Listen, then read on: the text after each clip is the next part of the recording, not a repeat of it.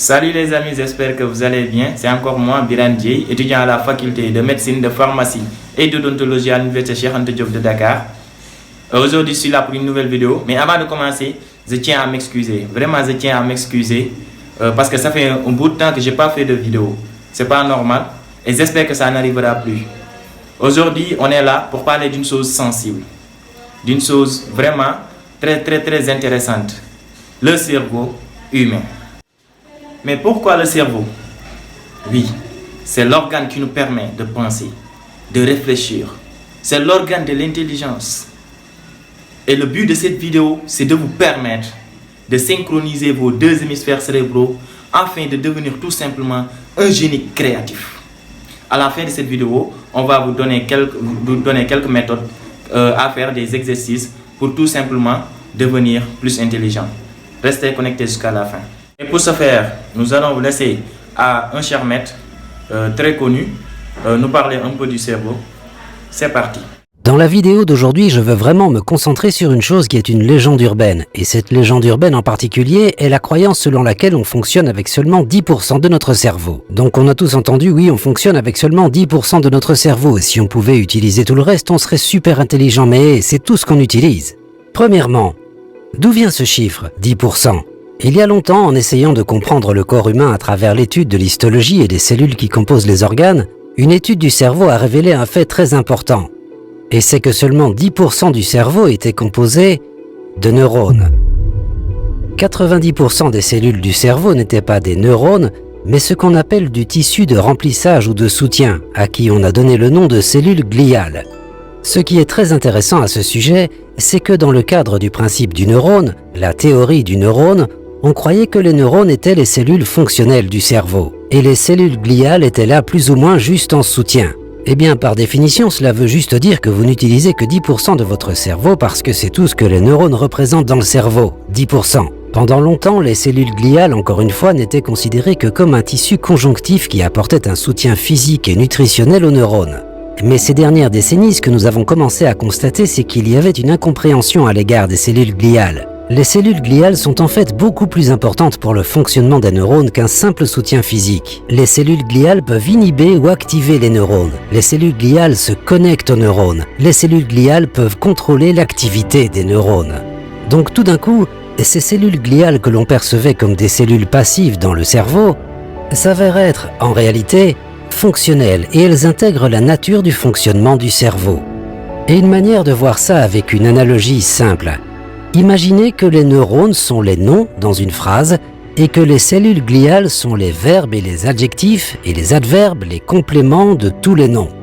Donc, les cellules gliales créent une image d'ensemble, donc les neurones sont comme un bonhomme allumette et quand vous ajoutez les cellules gliales, vous complétez la nature de l'être humain dans son ensemble. Donc les cellules gliales deviennent une partie intégrante et très fonctionnelle de toutes les activités neuronales. Donc le concept de la théorie du neurone qui disait « seuls les neurones sont impliqués dans le fonctionnement du système nerveux », il s'avère que les cellules gliales le sont aussi. Donc maintenant, on n'a pas affaire à 10% du cerveau, on a affaire à 100% du cerveau. Oui, vous avez accès à 100% de votre cerveau en tout temps. Mais cela signifie-t-il que nous utilisons vraiment tout le cerveau tout le temps? La réponse est non. Parce que ce que nous commençons à découvrir, c'est que lorsqu'on commence à vivre en reproduisant des schémas et des habitudes, ce qui se passe, c'est que nous activons seulement certaines connexions neuronales qui sont des connexions habituelles. Et par conséquent, ce sont les connexions qui sont privilégiées dans notre vie quotidienne. Mais si vous pouvez avoir une activité dans tout le cerveau, vous pouvez améliorer votre conscience et votre vigilance et votre capacité à contrôler votre vie. Donc en gros, ce que ça veut dire, c'est qu'on peut utiliser tout notre cerveau en commençant à penser aux choses dans leur globalité au lieu de simplement rejouer des programmes récurrents qui reviennent encore et qui activent les mêmes schémas cérébraux. Donc pour que ça soit pertinent, une fois que l'on commence à s'engager dans une activité cérébrale globale, nous optimisons nos capacités en tant qu'être humain sur cette planète. Et maintenant, nous commençons à découvrir qu'il y a de nombreuses manières de stimuler et d'activer tout le cerveau. Certaines d'entre elles consistent en de simples exercices, comme quelque chose qu'on appelle la gymnastique cérébrale. Et la gymnastique cérébrale, c'est des exercices très intéressants d'intégration du corps et du système nerveux. Ma main droite est contrôlée par mon hémisphère gauche. Ma main gauche est contrôlée par mon hémisphère droit. Mais voilà un fait intéressant. Si ma main droite, contrôlée par mon hémisphère gauche, traverse la ligne médiane, alors c'est instantanément détecté par l'autre hémisphère parce que maintenant, elle est dans ce territoire également. Donc quand vous croisez les bras et quand vous croisez les jambes, ce que vous faites, c'est que vous amenez les hémisphères gauche et droit à travailler ensemble en harmonie. Lorsque l'on active la synchronisation du cerveau, que l'hémisphère gauche et droit fonctionnent ensemble simultanément, ça active une sorte de super apprentissage. Avec les deux hémisphères qui travaillent en symbiose, nous avons beaucoup plus des caractéristiques supérieures propres aux fonctions neuronales. Toutefois, après l'âge de 7 et 8 ans, on commence à exprimer ce qu'on appelle la dominance cérébrale. C'est-à-dire que durant la journée, on n'a pas de synchronisation des deux hémisphères. Durant la journée, c'est comme une forme ondulatoire. Parfois, on est plus dans l'hémisphère gauche, parfois on est plus dans le droit. Puis ça revient au gauche et encore au droit. De sorte qu'on sollicite un hémisphère à la fois. Ça s'appelle la dominance cérébrale, quand un hémisphère domine l'autre hémisphère.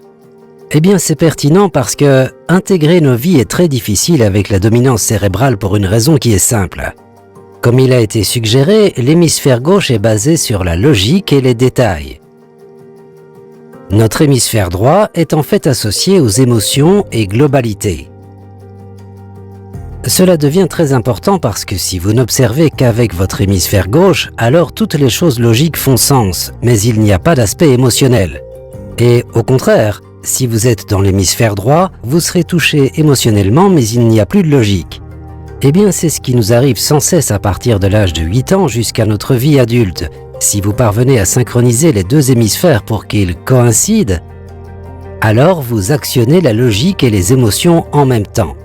Ça ouvre l'accès à des opportunités pour un super apprentissage où vous pouvez télécharger les informations très vite, très rapidement, mais ça ouvre aussi l'accès à tout un éventail de pensées qui inclut aussi bien une composante émotionnelle qu'une composante intellectuelle, ce qui est nécessaire pour avoir une vision globale. Donc si vous fonctionnez via la dominance cérébrale, vous négligez en fait une composante de votre système nerveux à ce moment-là. Donc si vous faites un exercice de gymnastique cérébrale où vous croisez les bras et les jambes, quand vous faites ça, vous commencez à intégrer les deux. Curieusement, quand les hémisphères sont synchronisés, on est beaucoup plus calme, serein, et on est capable de réellement exprimer des fonctions neurologiques qui nous servent de structure de soutien.